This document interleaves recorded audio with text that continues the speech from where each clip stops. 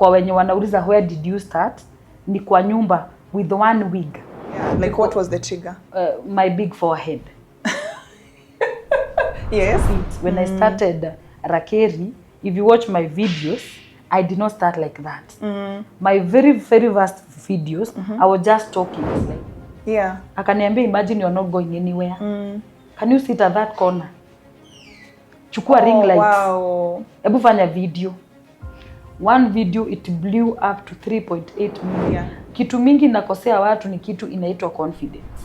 Negative energy is like cancer. It will eat you up. Most of the help, let me call it help, most of the help you'll get in your entrepreneurship journey will come from strangers. Because there are three things you can never lie to. You can never lie to yourself, you can never lie to God, you can never lie to devil.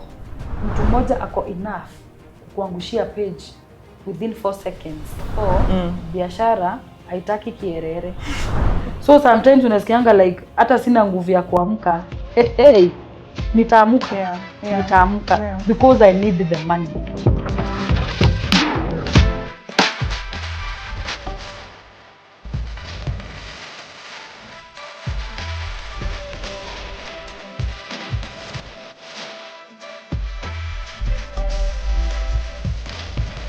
Good morning, good afternoon, good evening, wherever you're watching us from, and welcome back to yet another episode of Unprepared to Entrepreneur, the channel that brings you the real, raw, and often untold stories of entrepreneurship. And it is my hope that this conversation give you a little bit more courage to fail forward and achieve your dreams. Today, I have I am such a fan of yours, and I am grateful to have her on this channel because I really would love to hear her story. And so without further ado, allow me to introduce my guest, Rakeeri. I actually know you as Rakeeri. My name. So I figured Rakeeri is Rachel in Kikuyu. In Kikuyu. Yes, I'm Kikuyu. That's how we butcher people's names. But it sounds really lovely, and I love that your brand is also called Rakeeri. But yes. I mean, before I even talk too much, I'll allow you to introduce yourself. Hi. Okay. Hello. Karibu sana. My name is Rachel Waithira Joroge, aka Rakeeri Wigs. And I'm happy to be here. Asante. Yes. Thank you so much for coming. I know you from TikTok. Yeah. In fact, I'm wearing one of your wigs, But which I actually really love it. Thank you for promoting the business. Yeah, you're welcome. You're welcome. As an outsider looking in, I think you are one of the business people that I consume content from who I have no doubt understand their customer and understand their customer needs. Yeah. I think you have that to the T. I don't know if you do it's an intuition or it's actually something planned and very well executed. But I'm such a big fan of yours. I see what you do on social media, how you've used social media to sort of grow your business. So I am really excited that I'm seated here having this conversation because I'd like to know more about Rakeeri. And now going with the name, I don't know if we'll talk a bit of Kikuyu, you'll forgive us. We might. Okay. It is well. We might. So take us to the beginning. Who is Rakeeri? How did Rakeeri Wigs sort of come about? First of all, Rakeeri Wigs is not that an old brand. It is not that old. Oh. It is still very young. Actually, very young. How old? Like now about 2 years. No. Now the Rakeeri now. Yes. The Rachel was there. Yes. But now the Rakeeri. Because I did not just wake up and become Rakeeri. Yes. There is a journey in between. Yes. I have been doing, I'm a jack of all trades. Like I've done literally everything. Like nikikwambia nimetengeneza sabuni, you won't believe me. I will. Yes. I will. You know, they say by the time ile biashara yako unafanya ina succeed, there are like 10 that failed. Of course, you start obvious by getting employed. So I was employed. So I know plumbing. I know everything. Plumbing? Yes. I used to work on a hardware. Oh. Yes. Like everything about plumbing, materials, and like if you give me a hardware, I will do it 100% perfectly. Because I know everything. You know, like you understand all the products in the products. Come to paint, I know. Unatoka ushago, you're so fresh, nothing. So ile ka job ka kwanza unapata ni hardware. So then after that I had to change. Nikatoka kwa hardware nikaenda kwa bank. Oh, that's an interesting shift. Yes. Like, but bank, I didn't know that's where now the Rakeeri will be get built slowly by slowly. But I didn't know it until now. Until now. Because then I used to do marketing. You get? Yes. And now when I started, now we rush a bit. When I started Rakeeri, if you watch my videos, I did not start like that. My very first videos, I was just talking. Like, I didn't give out details and the rest and the koso too much. I was just, you know, I want to sell nothing. Yeah. Like nothing else. Yeah. I just want to get clients. In fact, that is the every first thought of a business person. I want clients. When you wake up in the morning. I want clients. Yeah. That is it. That is not is it. That is getting clients. It's not the key to business. No. Keeping the client. Keeping the client. Yes. Yeah. Getting the client is very easy. Yes. Maintaining them. The client. That's the hard part. That is the hardest part. Yeah. Yeah. And then I only knew it's all about selling. There is after sale. After sale service. You get? Yes. Because what I have come to understand, if you see my very first videos, I used to do sales. So this week it went well smooth, it was well good. Then next week, it will come after sale, the complaints. Now, so let's go back. First, how did you decide to start doing hair? Like, first of all, what were you doing before so that you make this shift to hair? From all the careers and the rest to come to hair. Yeah, like because, what was the trigger? My big forehead. Yes. I love makeups. I love everything about makeups. I love wigs. Then because I couldn't afford a wig. Yes. Then. So I used to make my hair and everybody is like, where did you do it? You see? Then the sew-ins or the full the sew-ins. Yeah. That's the normal wigs. Yes. Where did you do your hair? Weave? Yeah. Like it became like it's getting natural.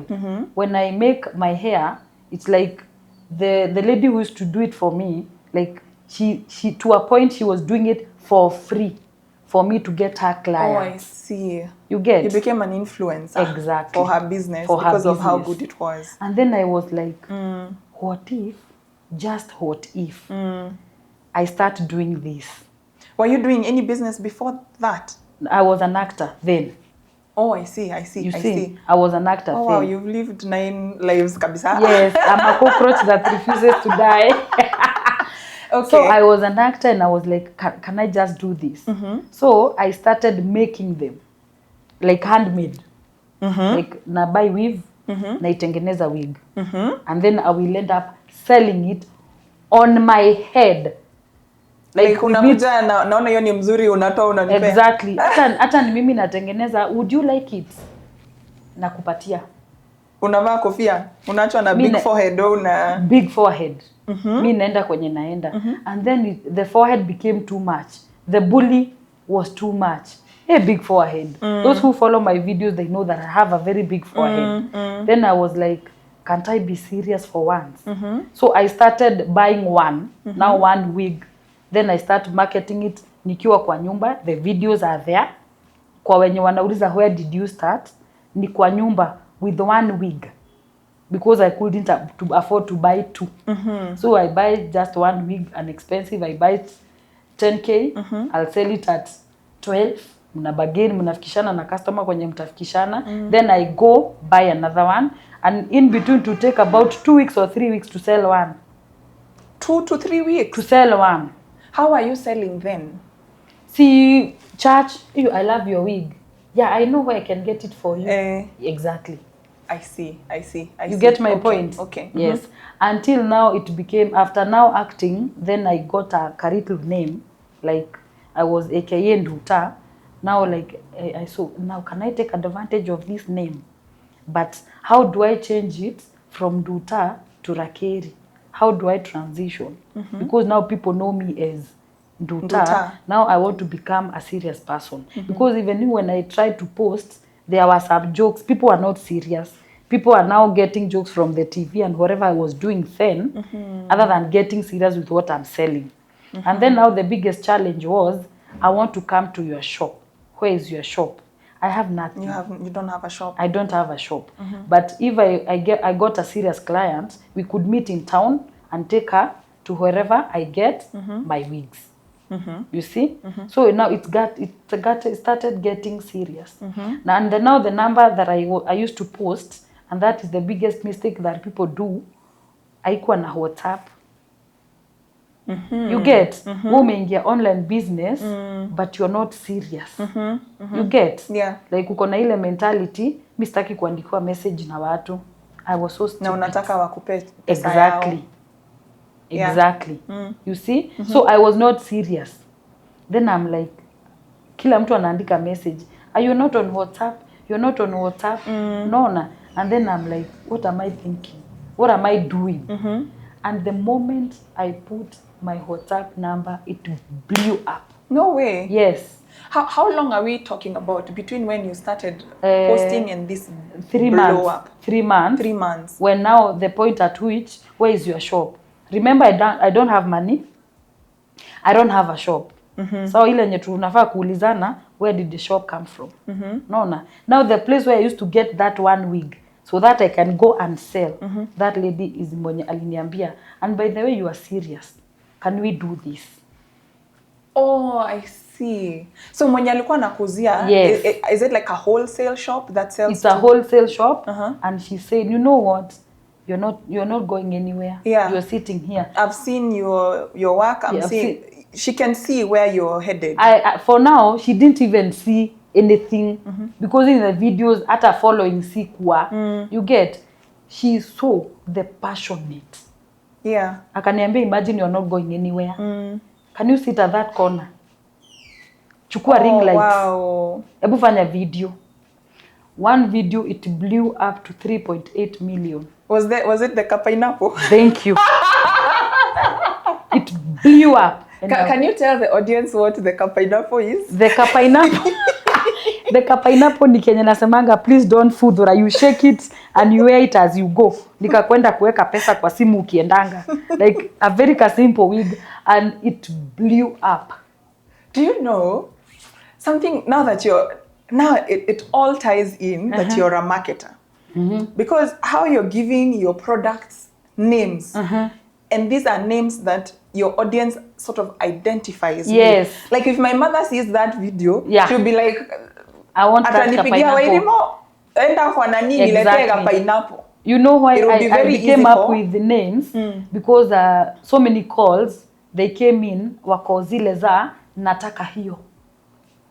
So nataka hiyo, I don't know which video you saw. I see. I see. You've posted you're doing so many different wigs. Many different wigs. Different videos. Exactly. So mtu akisema nataka hii, you're like, okay, you have to screenshot it, send it to me so I know which one you're talking about. But now when I give them names, I'll just ask you, niambie tu udaku nilikuwa nasema. Like if you tell me udaku, each and every video, like I have more than 2,000 videos. Yes. Each and every video, ukiniambia ulisema hivi, I'll know which wig I wore. Unaona? So mtu tu akinipigia aniambie ama nimuulize tu nilikuwa nimevaa nguo gani, I'll just tell.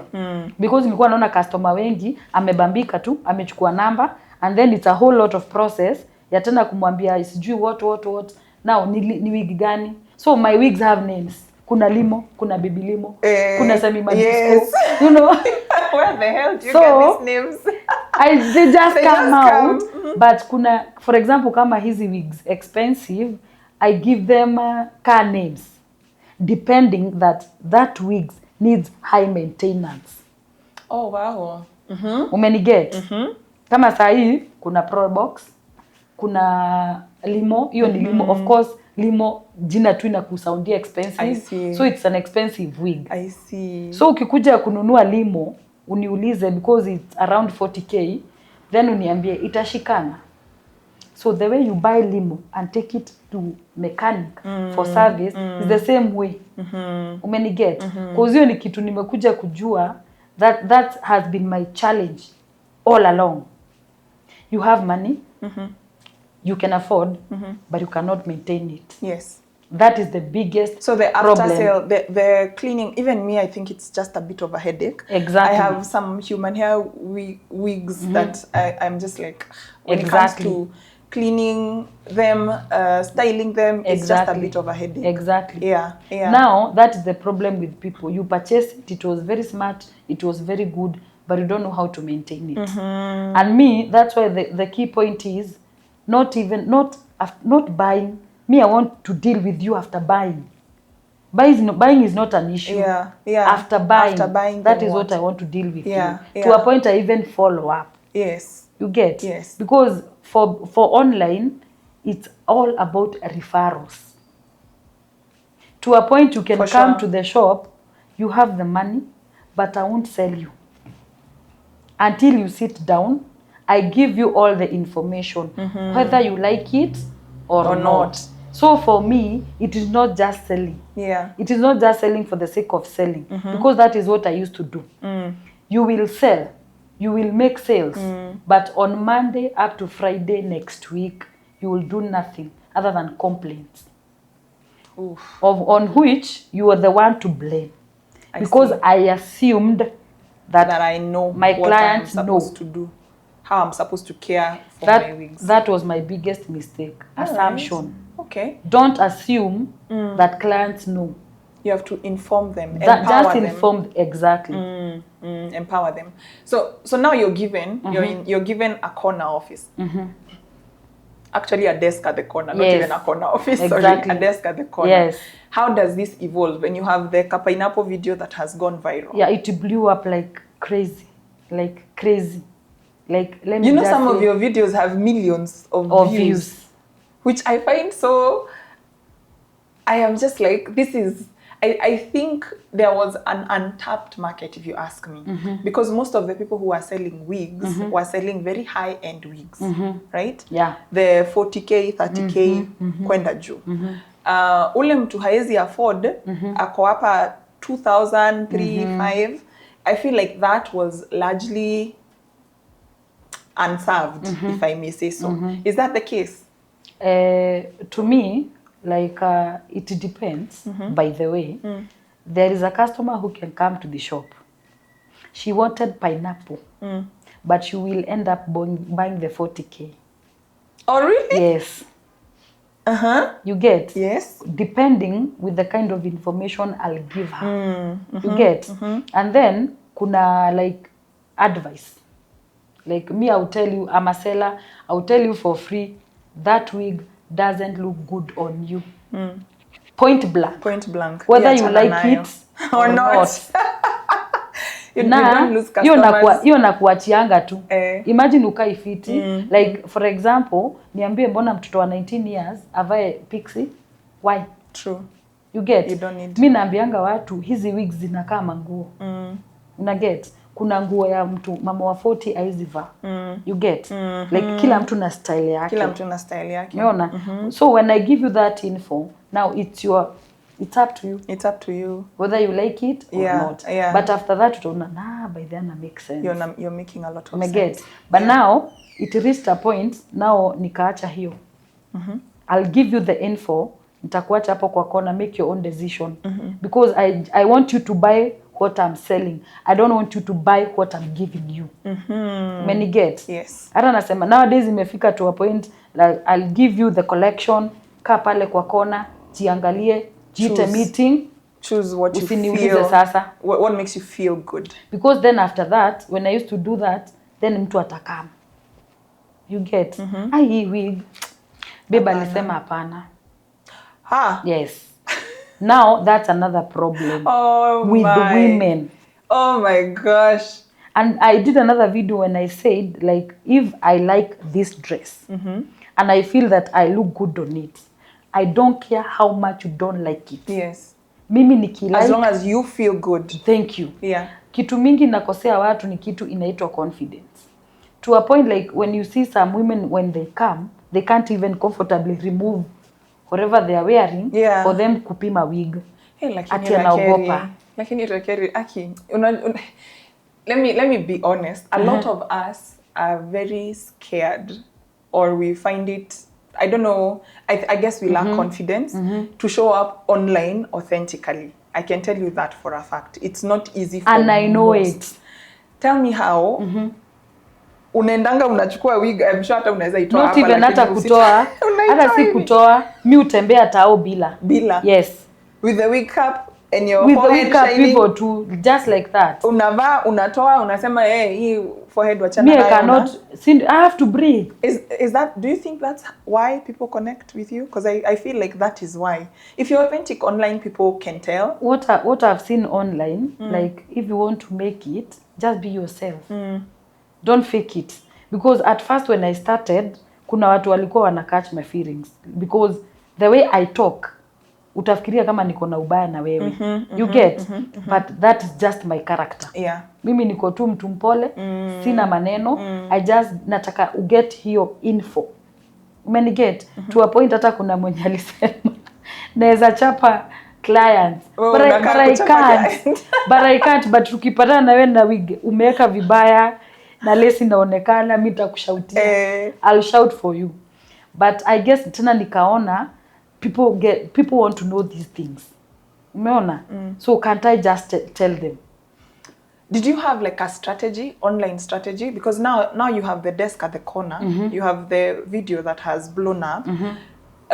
Was that random, or was it planned, or it was did you not stumble planned. on it? You stumbled on it. Yeah, it just came.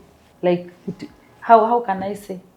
Like it just came. Yeah. Even the lady was like, wow, we are doing this. Ilikuja tu. Yeah, ilikam tu. Like ilikuja tu.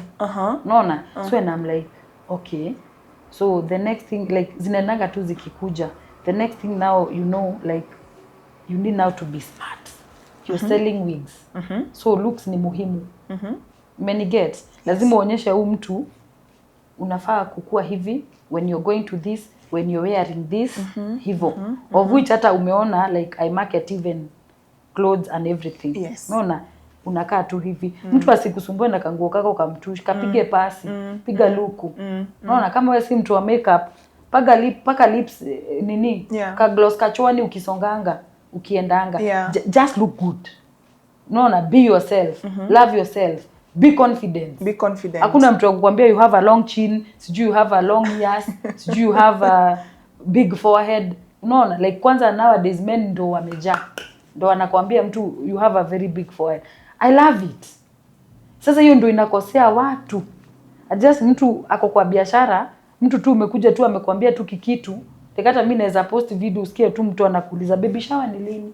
Juu ya hii kitambi. Oh wow. You get? So when you divert attention, you concentrate with the negative energy, you will die. You will.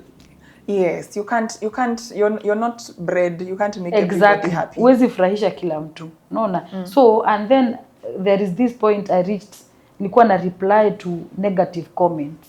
Please don't do that.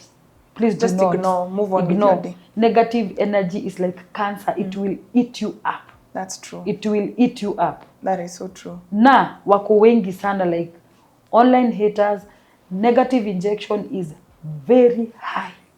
Na wanatakanga tu mtu mmoja tu. Then zita flow. The moment you consume that, you will die slowly. Hautapata energy, hautapata nguvu, and you will die. You forget where you are going. You forget where you are going. Because sasa umeanza kuconcentrate na hawa wananiambia nakaaje. Umeona? Hawa wananiambia nakaaje. Umeona? So you do the pineapple video, it blows up. Then you're like, not planned, stumbled upon it. On a Friday morning, I do a pineapple video, it blows up. Tunapata order hapo. Tukiwa tu hapo. So lazima niamkie kesho parcels ziende. Umeona? So and I'm like, sasa by the time unafika kesho jioni zimekuwa overwhelmed. What's the number? How many are we talking about? Parcels? No, like zile orders inaingia. Ni kama nilianzanga na my very first video nilikuwa na 19 orders. Yes. Wow. Wa online. Ile mtu hajakaa ameiona tu video, amelipa bila kuuliza kama ataibiwa. Yes. Hivyo. Unaona, but watu wengi Since walikuwa wamenona from the TV, it was easy kuni trust. I see that. Like pesa itaenda mahali. I was still acting, by the way. Nimeacha just the other day. Hata just a few months ndo kipindi imeisha. So watu walikuwa na that ka trust. Hauwezi kula do yangu, tutamwendea kwa TV. So it was 19. Then zika escalate to if you don't mind 100. Sasa zikaacha kukua 100, sasa wakajireta wenyewe. Oh my God. Yes. Do you know how life changing that is? Let me tell you, most people in this Nairobi struggle with sales. And not just sales, having a system that continuously channels sales through and through. Making your first order is not hard. Even your second, but making 100 and 100 every month, and that 100 goes to 200 to 300 to 1,000. That's really, really hard to do. So first, I have to congratulate you. Thank you. That is just so. Now your partner, what is she saying? Is it a lady or a gentleman? A lady. A lady. Yeah. What we is she thank saying? God. Right? Yes. Because everything changed. We thank God. She held my hand. We held each other. We are still together. You're still together. Yes. You know, tulikuwa tunaongea hapa na Leon, we were saying most of the help, let me call it help, most of the help you'll get in your entrepreneurship journey will come from strangers. Totally. She was a very pure, totally stranger to me. Like hata hakujua jina yangu. Mtu like hata mjuani, not family. Hata alikuwa ananiuliza because when I went there, her clients could come wananiambia, "Hey Duta, kwani uko huko?" Now those who watch the program, who used to watch, and she was like, "Duta ni nani? Like, what exactly do you do?" So I had to inform her, you know, I am this and this, I do this and that. Oh, like, she wasn't even watching your show. No. Wow. She didn't even have an idea, like, who I was. By the time anakuita, ulikuwa umemuzia wigs kama ngapi hivi? I was on that video. That video? Not even, hii namba iko imefika hii so tunasema? Wow. And I'm like, who are you? Then akaniambia, then you don't know who you are. Hivyo ndivyo aliniambia. And every time she could see me on my phone, I'm just scrolling. Eka hiyo simu chini. Chukua hizi wigs. Bufanya video. No, like every day she must push me. Every day she must push me. Oh, bless her. Yes. You know, we are the last ones to know who we are. Like everybody can see greatness in you. Yes. Like me, I can see, like I just know you're gonna do great things. Yes. But sometimes you're like, you know, I'm not sure, or whatever. Yes. But the confidence we were talking about, it gets into your head. You feel like you're not good enough, so you don't show up. Exactly. Very true. You don't show up to yourself. Very true. Yeah. But the key point is confidence and be true to yourself. Ukijaribu ujidanganye tu kidogo, kitakuramba.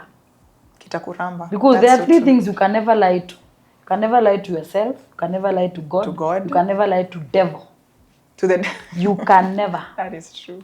You can never. Yes. So once you become true to yourself, ni hivyo tu. Mimi yenye nimekuja kuona, let it come naturally. Don't force anything. So any challenges or setbacks you've experienced so far? First of all, when I was starting, the challenges were about the parcels. I knew nothing about parcels, where to start, logistics, where to begin, and everything. Yes. You were doing countrywide deliveries at this point in time. At that point. Ama hata huko ulikuwa umesema kuna ka pineapple nunueni. Kuna ka pineapple. Watu wako Mombasa. But actually, to my surprise, watu wenye walibuy pineapple, they were out of Kenya. Out of Kenya? Out of Kenya. Which country? Sijui I show you practically. Now, the parcels, wachana na za Mombasa. This is United Kingdom. This is Australia. What? This is US. This is another US. And this is actually orders from August. Sindio, Saudi Arabia, we can go on. By the actually I didn't know kuna Australia and Austria. Effects za kukaa Kayole sana. Now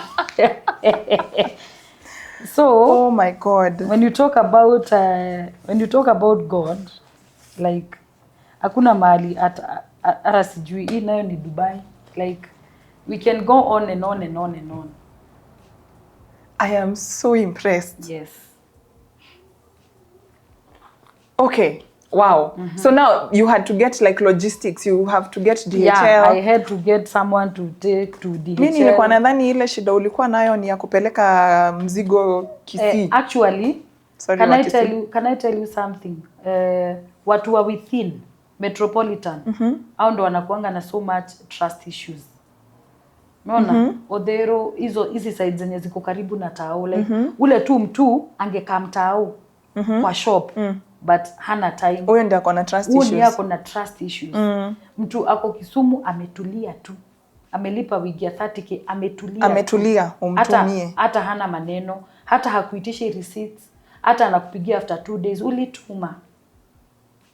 Oh my God. You get. Na ujue sasa those areas Kisii uko Eldoret, they don't know me as from the TV. No, they don't. They know because the TV the show is a Kikuyu. The show is a Kikuyu show. So only Kikuyus probably, exactly. Some of them, not even all of them. So they know Rakeeri. Umeona? Na utapata mtu like anauliza tu namba ya kulipa. Like clients are different. Kuna mwenye tu atakuja na ukiniibia. Umeona? Hiyo kwanza hata ilikuwa the biggest wa ukiniibia. Yeah. Au ndo walikuwa wengi. Yes, we have clients, but na ukiniibia. Umeona? Why can't you just... Oh, that has happened. It has happened to me. Imagine there's this bookstore that even other influencers had sort of like marketed, quote unquote. So I assumed they're legit. So when I needed a book, there's a book I needed for like work. So I asked them if they have on Instagram DM. They say they have.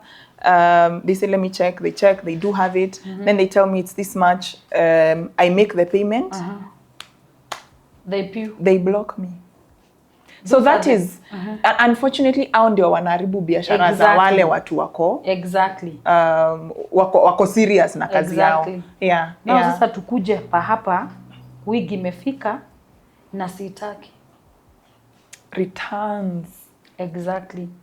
Hiyo karibu nilale hospitali. Oh my gosh. What percentage of returns are we talking about? A lot of returns. Because wigs zingine kama hizi ni za styling. For example, hii wig nimeiweka hivi for about 3 weeks.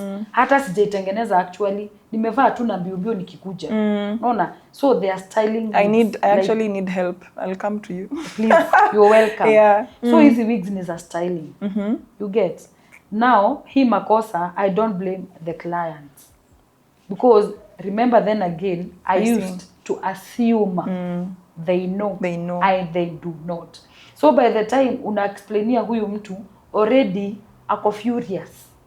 I understand. You can't solve things na the other end ako furious. Ama alienda akachukua pineapple, akachukua afrocomb, akaichana. Exactly. Imeharibika. Umeona? Anarudi kwako, uliniambia hii kitu siitaki, ona venye inakaa nikiichana. Exactly. Na hiyo kuchana ndo iliharibu. Oh, I see. So that's when now you start creating content to educate. Exactly. Like by the time you buy a wig, nimekugonga video zote. How to wear, how to remove, how to store, how to maintain, how to wash it. Uko na hiyo. To a point ikifika, we are good. But then I was not doing that.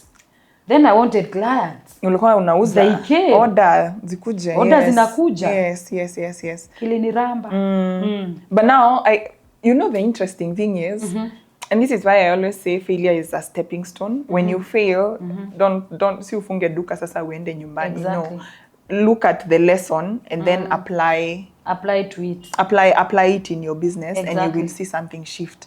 So like for example, now you have clients who are complaining, my wig this, my wig that, Then you're like you realize, oh hold on, I assumed this client knew exactly what or how to maintain the wig. They do not. I need to educate. So now you start educating on the same platform that they are buying from. Yes. And then do you know what that does? It pushes your sales even more. I bet. Yes. Wow. It is as simple as that. Just give the information. Because then there's more trust. They trust you. You're giving me all the information I need. Now me as a client, I even trust you more. To a point that I don't want to rush to sell to you. No, we can communicate for 3 days before you buy. Ununue. Yeah, you know. Na ni sawa. Swali ya kwanza, do you know what you are buying? If you don't know, nakwambia. Number 2, do you know how to maintain it? Mahali ilifanya nifike hapo ni mtu kukutumia video after 1 month ulimuzia wig expensive and ashaharibu. Like alienda tu akamwagia maji moto. Umeona? Like hata sasa mahali maji moto. Yes. Like anachemsha maji boiling anaweka. Hivi si ni human hair. Si ni human hair. Rakeeri. We. To a point sasa hata mahali imefika, they are now complaining that I'm not selling to them.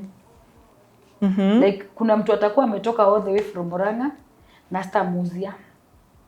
Na mimi ndo nilisema ukijileta kwa duka nitakuuzia. But umetoka all the way from Murang'a na sitakuuzia. Tell me why? Because you don't know what you are buying. Sijui kama unanipata. Ni kama kwenda driving school, you know nothing, upewe Prado. Umeniget? I see. So I can't do that. Yeah, you can't be driving around because with an nothing L about it. Because first of all, kama for example kama hii wig inaitwa watercolor. So umepatia mtu aliona video, she knows nothing about it. So unamwambia unajua kuhusu watercolor? Yeah, mimi najua. And then anakuuliza, so naweza iosha na ni set? Wow. Hiyo ni kama kuuliza naweza kunywa dawa ya panya. Cause umeyua. Umeniget? So, cause the moment mtu anakuuliza naweza iosha na ni set. Because you already ushamaliza hiyo. Yeah. Umeona? Yes. So you now you need to sit down, I explain. Step by step. Step by step. If I sell it to you, give me guarantee that utanitumia hiyo wig ni maintain. Umeona? Ama nakuelezea. Then anasikia, ai, sitaweza hivyo. So unamwachilia tu. Heri achome fair kuliko muuze kitu ya 20k yenye atari. And in a few days they will regret it. So it's not all about ati umepata client. It doesn't excite me. Yeah. Kupata client wa nywele ya 24k doesn't excite me. Kama kusikizana na yeye. She's there, she has the money. Tutasikizana. It would be sad if you bought a wig for 24,000 only for it to serve you for 1 month. Wanakujanga after wamelambwa kwingine wanakam kwangu. You get? And then that's where they will understand kwa nini Rakeeri yako expensive. Umeniget? Cause kule atapewa nywele ikiwa so virgin, hakuna kitu imefanywa, she has no idea ya Kenya ataifanyia. Yes. What I'll charge her kuifanyia hivyo ndivyo tu angekam. Yeah. Nipatie ikiwa imetengenezwa, ikiwa complete. Umeona? But wanakujanga after mtu ashaharibu. Alienda akalambwa. So after imenini wanakuja kwa daktari. Yes. Wow. There's a lot to learn here. Na inakaa ni kama ni basics lakini si basics. First, you're very blessed. Ni watu wengi sana wanaanza biashara, unangengana nayo. Mpaka una force your friends and family to buy, nobody is buying. Exactly. No one is buying. So you end up closing because you just, this sales thing, you've not figured it out. So you're very lucky that, you stumbled on social media, on especially TikTok, and the algorithm just does its thing and it will get to the people you intended to get to. Yes, yeah. And the sales now are coming in. But this, maybe if I maybe ask, have you been sort of pushed to set up systems in your business? Like how things flow? Because I know, I remember when I was buying this wig, the moment I texted you, because I bought it a while back, when I texted, it didn't take 30 minutes for someone to get back to me. I already had a response. Yes, it's available. This is the price. This da. Like I have someone who is engaging me. How are you able to do that with the volumes you just spoke about? Now, I am not the one who has my customer service number. I have a lady whom I trained. Like, it was a total class. Yeah, No. I love a lady held your hand and you're holding someone else's hand. So kuna vile watachat na mtu. Umeona? Like it was like a process ya kumuonyesha na vile tu watachat na mtu in between mtu ako serious but whatever they are conversing it's already a red flag. So that means you're not supposed to sell that wig online to that certain client. Kulingana na huyu mtu hajui. Oh, I see. Umeniget? Like let me give you an example. Selling wigs online, though hiyo ijanikujia hapa sahi, ni kitu nimeenda tu nikilearn. Wigs, they are very different. Wigs zinakaa, kuna wig yenye unaweza angalia hivi kama kinyasa. Unaona vile unaweza angalia kinyasa bila kupima ani itantoshea tu. Hii ni ya kupiga errands. The same with wigs. Yeah. Umeniget? Kuna zile wigs utauza papa. Of which I used to do. Yes. That was I used to do until now I came to that. To a point like mimi online nitakuitisha sura yako. Tuma picha. Nitumie picha. Then ushindwe ni kwa nini nakuuliza. And that's when nikaona hii story ya kuitisha watu picha. Let me just identify hii wig inafaa kuvaliwa na akina nani. And the age bracket. Yes. Cause niliona navaa wig za wamama from 50 then kastana ka 24 kanaitisha. Just because it looks good on you. Yes. Umeona? So nikaona that is too much. Ya kunini. So nilimtrain. Mtu akikuwhatsapp sometimes run to profile mbiu. Umeona? Umeniget? Yes. Exactly. Then you ikafika point ikatulemea. So I had to do a video. Hii wig ni ya kwenda wapi kwa ofisi? Hii wig inavaliwa na kina nani? You're using this. So basically social media has really been powerful. Yes. Because every time you encounter a challenge, you're like, come back to social media. Solve it there. Exactly. Unaona hii wig usivae kama hauna forehead. Wachana tu nayo. Kula kwa macho as much as you love it. Yes. Kwa nini tulifika hapo? Juu ya wig kufika ananiambia hii wig imefika huku kwa macho. But mimi ilikaa hivyo since niko na forehead. Na forehead. So it haikukuja tu hivi hivi. It's like a process. Kenye mtu utapata mtu ameteta, I was not responded like sikupata response, sikuuziwa, nilikuwa nataka. Sasa returns una handle aje? Zikienda zikirudishwa?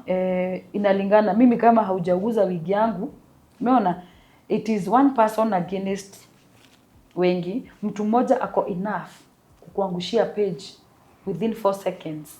Modomwe. Yeah. Like kama kuna yenye ilikuwa ina trend juzi ya a certain company ya wigs na ni mtu mmoja. Umeona? So it depends. Watu wako na stress. Kuna mtu tu atakuamkia like ako tu na stress zake. So client akikuja amechemka, usichemke. Usichemke na yeye. Usijaribu. Yes. Umeona? You have to really manage it. Just be calm. Msikize tu. We mpatie point zako. Kama hataelewa, release. In fact, that's the other challenge people struggle with. Because you build your business online, the same online could be the end of your business. So most people don't ever start because of that fear. So they never even get to know that there's a way they can sort of manage customers' expectations and whatnot as you go to be able to sort of mitigate your risk. Wanasema wanaona tu hapana, wacha tu online. Sitaki kutrolliwa. Kama sasa kuna zenye I sold zikaenda Germany, the wigs were good. She accepted after zimefika na nikamuonyesha how to handle them. But it was too much on her. Like it was too much work. The wigs were good, she accepted. Then nikaona like kukaa na pesa ya huyu na ni mingi, it's not a good thing. And because the wigs were in good condition, mimi nika prefer tu kurudisha cause hata nikimforce achukue zingine, I might be losing a client. That's true. Yes. But huo tulimalizana na yeye akaenda amefurahia. Hakuna mtu mwenye alikosana na mwingine. But kuna hawa wa kurudisha pixie after 3 weeks. Really? Ameiva? Ameiva 3 weeks. 3 weeks. Alafu sasa anakuambia nimevaa tu mara 2, mimi nimeona hainikalii poa, nataka nirudishe niongezee pesa. Achukue ingine. And I'm like, praise Jesus. Let us praise Jesus here. It's not gonna happen. It's It not doesn't gonna work happen, like that. surely. No, it doesn't work. No way. In fact, once you wear it once, that's Yes. it. But hizo vitu hazikosangi. Unaona? But sana sana I consider mtu wa online maybe ifike aone I buy aone. no. Yeah. I try to consider, but then again lazima utasimamia parcel yenye itakutumia next. Logistics, the money for delivery, exactly. The delivery cost. That one we are good. That makes sense. Yeah. Okay. So how is your business doing right now? Right now is good. Tuseme tu iko tu hapo constant good. But huwezi kosa challenges. They are still there. They are still there. Yeah. I see many people wakikuwa na success kidogo wana,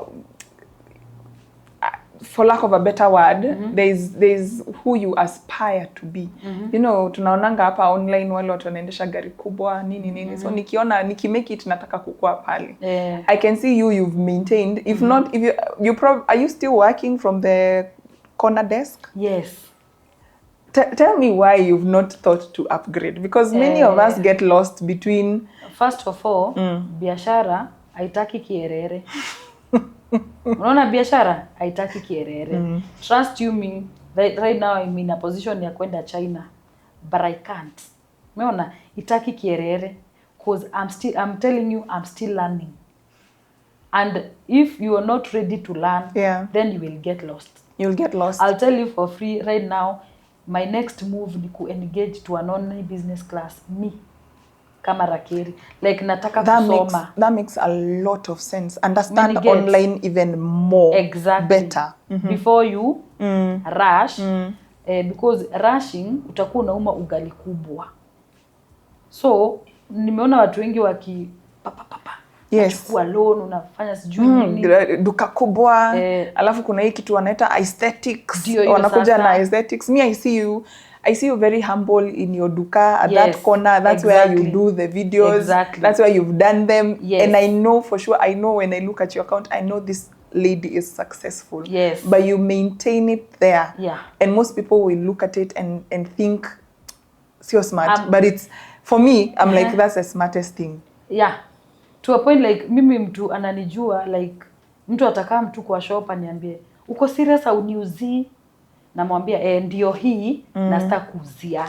Unaona? But ukishakalisha huyo mtu chini, unaona ina make sense. Ina make sense. Na nimeona imekuwa ikiwork.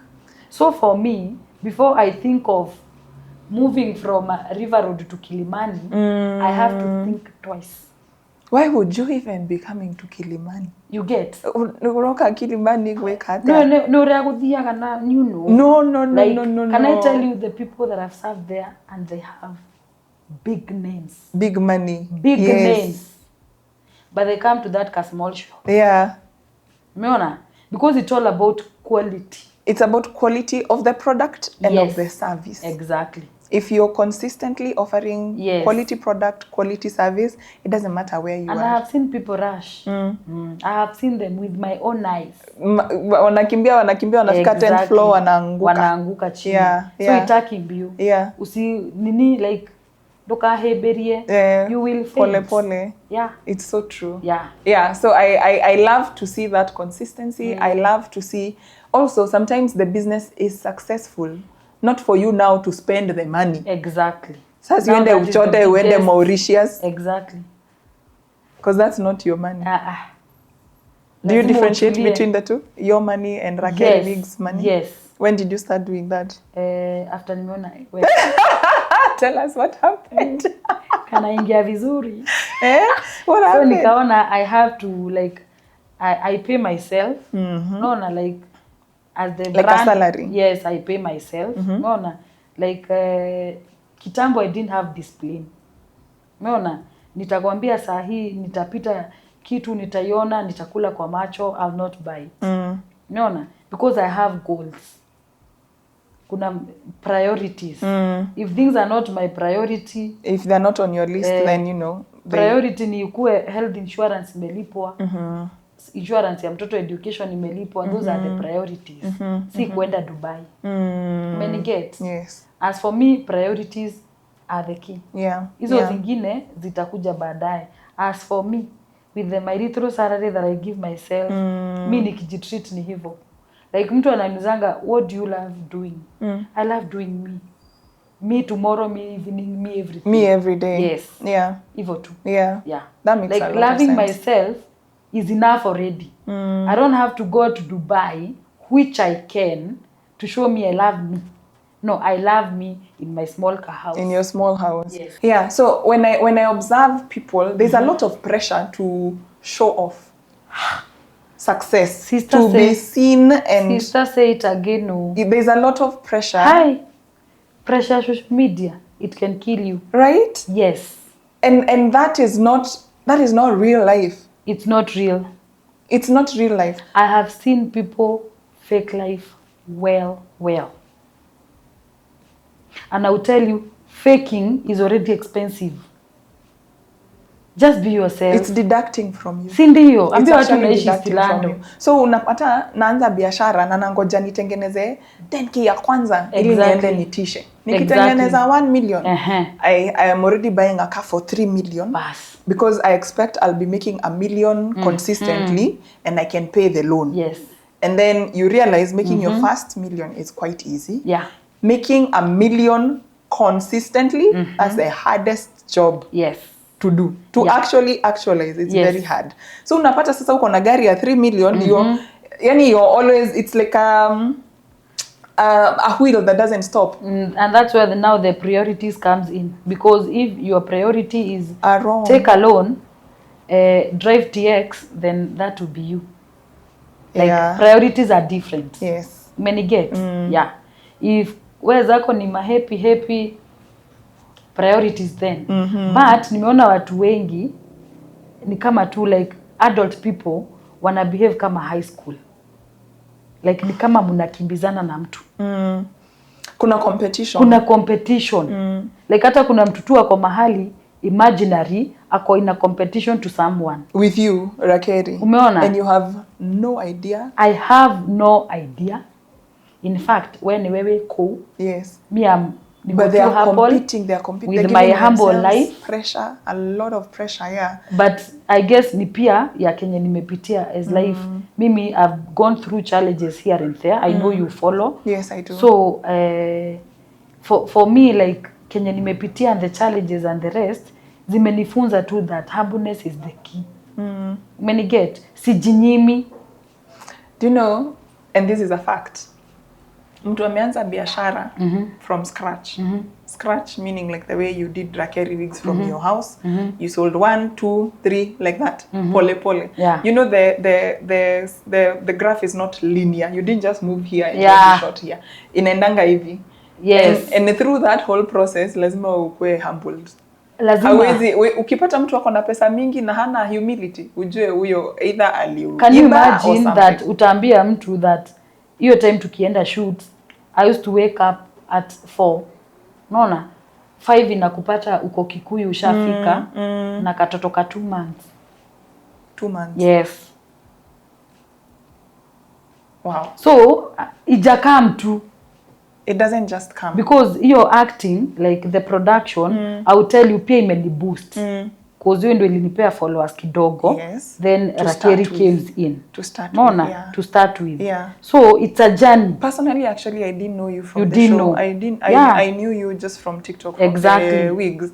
And every time I listen to your video, I'm just like, I love this woman. Yes. For 7 years. I've been for 7 years. Yes. Toka Inoro ifunguliwe for 7 years. So it's like a journey. Now can I tell you, it's not a must to go that journey. Grace ziko different. That's true. It's not a must ukue na journey kama ya Rakeeri. Zingine ni rahisi, zingine ni ngumu zaidi. It's all about it's grace. Different. Yeah, hata kuna mtu hata unawaonanga online, kuna mtu aliingia jana kaboom. Ashashuta kiendanga. Unaona? So it all depends. Now kushoot is not an issue. Yeah, kama kukaa like maintain is the key. Maintain. Ndo watu wasikusahau. Yes, that is the key. Wow. How do you maintain Rakeeri Wigs? What are the things you must do on a daily basis? First of all, you must come up to udaku mpya every day. Like whatever you said jana, usirudie leo. usilete boredom. Umeona? But sometimes unamkanga tu don't have energy. Like I have nothing to say. Like energy iko chini. So I just put a song and I sing. Yeah. Bado niko job. Bado niko wera. Lazima ufungue duka. Unaona, and I must post because mine is purely online. It's purely online. Yeah. So duka yako lazima uifungue. You have to post something. Like if you don't post, it means that day you're closed. Exactly. So you have to show up online. What else are a must do for Rakeeri Wigs to For Rakeeri Wigs? Huko nako lazima ungare. Kuoga lazima. Kuoga lazima. Ungara na hunyo. Dogedi ya wigi wana faga. Lazima ungare. Yes. Third one? Hata tungeanza nayo God. Hizi zingine zote zianguke. God did it. Mimi hata ukuje uninamishe. The foundation I have about God. Onogejitireria maima hiyo. Yeah. It's all about God. Solid. Who else? Yes. Kwani ni watu wangapi wanauza wigs online? Ni wengi. There are way too many. Yeah, ni wengi. Na mbona mtu arukaruke hata apate kwenye kunauzwa cheaper kuje kwako? Who do you think you are? You know, let me use this opportunity to actually encourage someone.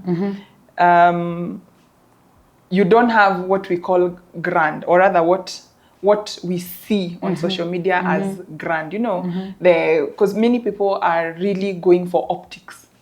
Kile mtu anaona maisha yako vile iko, uko hivi, unaendesha gari hii, duka yako iko Kileleshwa ama Kilimani, wherever, Lavington. So hiyo ndio inakupatia pressure. Yet you can literally make it to like wherever you are. Just wherever God has planted you, you can make it there. Akina watu tu waache pressure. Imagine wacha pressure, babes. Just wacha tu pressure. Hivyo tu. True. Ukitoka na pressure, nilikwambia the key point is being true to yourself. Because mimi nimeinteract na watu, nimepatana na watu, people really fake life. Umeniget? Like mimi kitambo when I used to kukaa kwa nyumba, napenda beauty sana. Unaona? Like for example, leo ndo nimelipa fully professional makeup artist. I know how to do my makeup myself. But leo nilisema I love me. I love myself. Yeah. Show up. But kitambo, and you look really, really good. I love the makeup. Thank you. I couldn't afford. Hata umeenda mbali. Hizi ma plastic nails. Kucha? Can't afford. You can't afford. Na see, it's okay. It's okay, and I could sit in my comfort of my small house. Niende ninunue za 30 bob na super glue ya 30 bob na nijibandike. Yes. Actually na nikaona by the way ukipatana na watu wawili wanakuambia uko smart. Na nikaanza kutembea nazo nikibandika watu. Yes. Umeona? Just wherever you are. Umeona? Na mtu atakupita tu atasema guy ucio ni washara ni morekira ndondo arafara. Right? Who cares? At the end of the day, your family is fed. Sindio? Yes. Tuache pressure bana. That's so just true. Be yourself. Be yourself. Unaona? Start where you are. Sindio? Start where you are. Just wherever you are. I think most people care about what other people will think. Who are these others who you think are really interested in yours? Who are they? But watu wako online, they will just like, hata ukishutia video yako kwa hao, they will just judge you. By the way, many get. It's true. Very true, like watakujudge tu. Like mtu tu ataamka tu ataandika ka comment, hiyo meza imegwarwa. By the hata huko unajua meza imegwarwa. Like watu. It's so true. There's a day nilikuwa nafanya a day in my life. Nimepitisha hivi na gari ilikuwa na check engine. It had been fixed but they had not erased the check engine part. Mi hata sikuwa as in ilikuwa tu innocent. Bas. Si watu walinikujia. Unaendesha gari ikiwa check engine on. Then I'm like, yani this is all you got from this video. Exactly. Because I wasn't showing the car. Exactly. The video was not about the car. Bas. Yes, I understand. So social media, like lazima ujue what to feed people. Umeona? Like know your area. Usilete wenye wako huko because unaona hata wenye ucomment negative. Tamakamatire wera matikorago. They don't have a job. And then you attract positive you become positive, You God attract. will come to you. That's true. Umeona? Plus they're like 1%. If you can decide to Exactly. Concentrate on the 99 that are giving you positiveness, and the 1% just completely ignore them. Sometimes nasikianga tu like nasikia tu nipate mtu live nimwambie, do you know God? Like, do you know, wewe unajua Mungu wewe? Like, ukifungua tu mdomo useme kitu negative, like you should be positive actually. Because kuna video nilisema hizi wigs mnaonanga nikivaa, I used to see them with news anchors. Yaani ukiangalia bei ya wig uko zile za mayo, isiwezana, digehota. Yes. Naona, but now mimi nime opt like I'm positive. Like neither is do geje digehota. Umeona? Right. Like mimi najua kuna mtu anaweza kuwa tu amekaa mahali, she has no idea but she can sell lands. Wanyita hii, but ako tu hapo anaogopa. You just try. Try. Mimi hata nasemanga, I always say just try. Kuna so many comments hata inbox like, Rakeeri, what can I do? Wanyita, nitakwambia aje nilianza huyo mtu ana need homework. The person who I have those comments on my social media, and usually I attend to those who have already identified and they're like, how can I do this? But if you ask me now to find out the what, exactly, it's very hard for you because it's very personalized. Lazima wewe ujue kama mimi ukiniita niuze wigs hata nini kama mtu ameniambia nataka kuuza wigs. Do you know selling wigs it's supposed to come out naturally.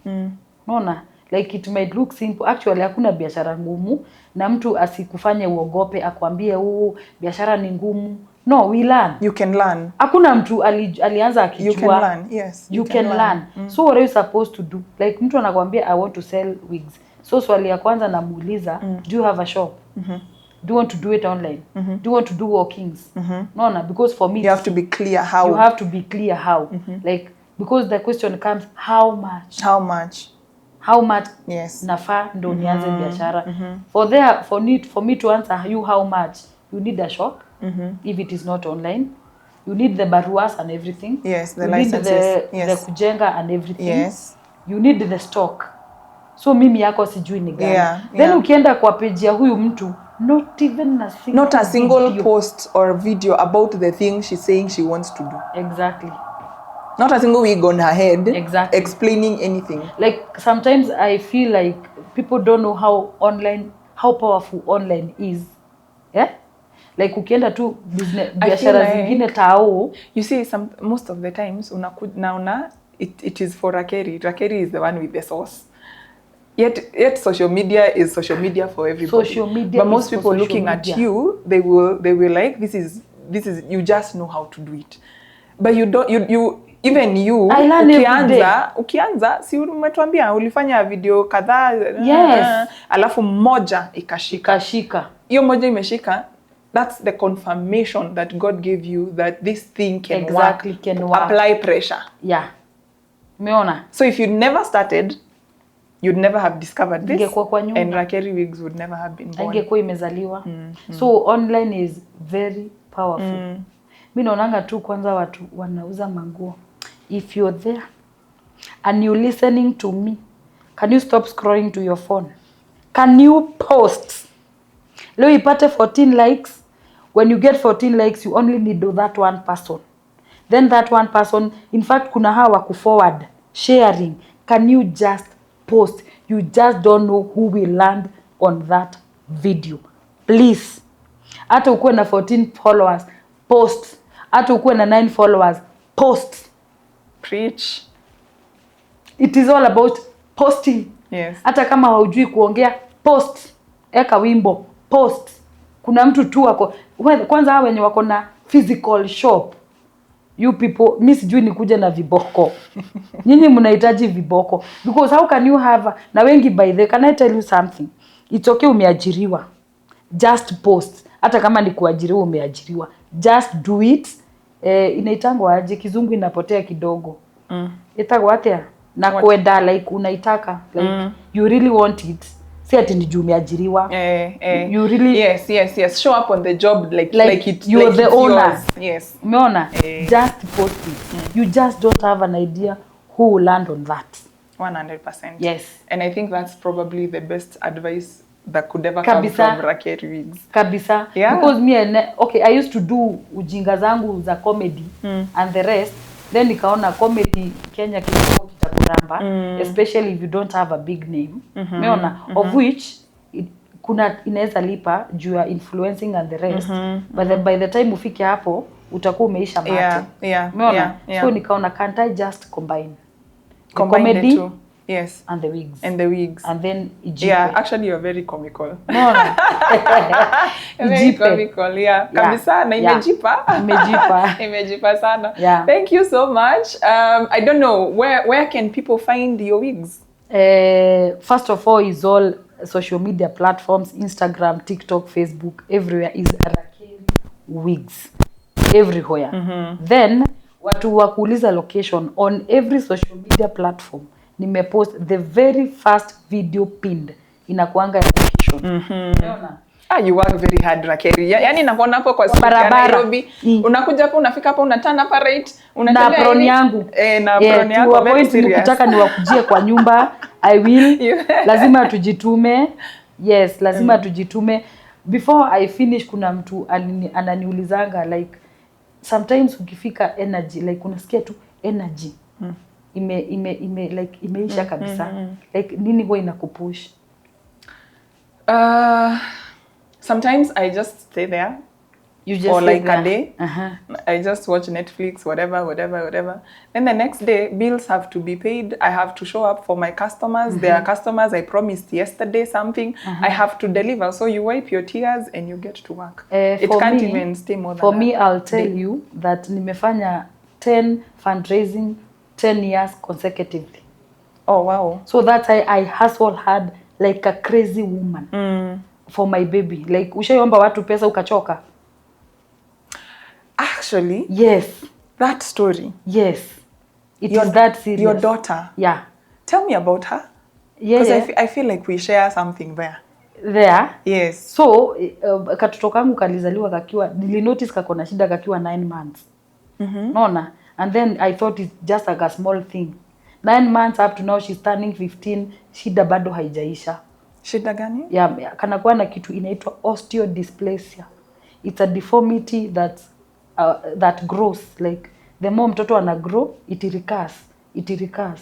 Now she has to survive under surgery. One again after the other. Umeona?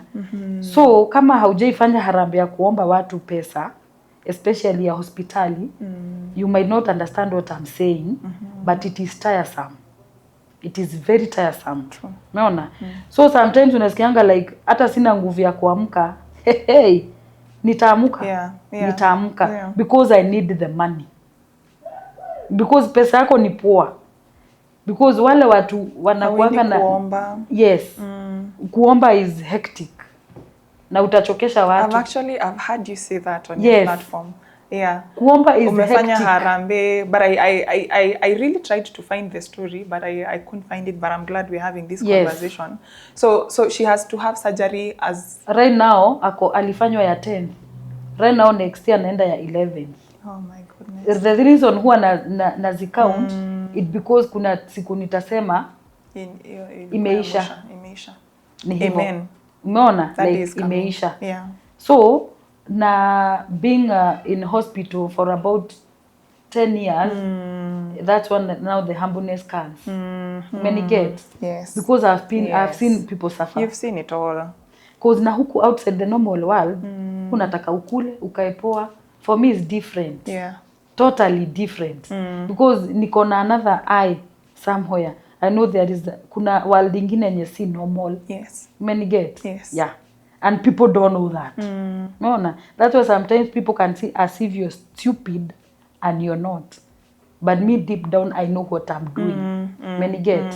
And I'll tell you, when God blesses you, si lazima useme, it will show itself. It will show. So don't struggle to show it. Yeah. Itajileta tu. Itajionyesha tu. Itajileta tu. Yeah. And when God blesses you, also remember to bless others. Exactly. Yeah. Oh wow, I almost forgot to ask you that question. So, I'm so glad you brought haufai it kuisha up. Nguvu. Si lazima wako wakuwe mgonjwa, but kama ako, you must hustle for them. Yes. Yeah. To give them a better life. Exactly. 1000%. Yeah. All right. This was lovely. Thank you so much for showing up and coming. And, you know, I just did an invitation and you absolutely said yes. And I really, really appreciate. And I hope this conversation blessed your soul as it did mine. And I hope it really gave you just a little bit more courage. A little bit more courage. If your conversation yote ukipata one section to just give you a bit more courage to fail forward and achieve your dreams, because I mean, anything is possible. Anything. Thank you so much. Thank you, Rakeeri. Yeah. I'll see you on the next one.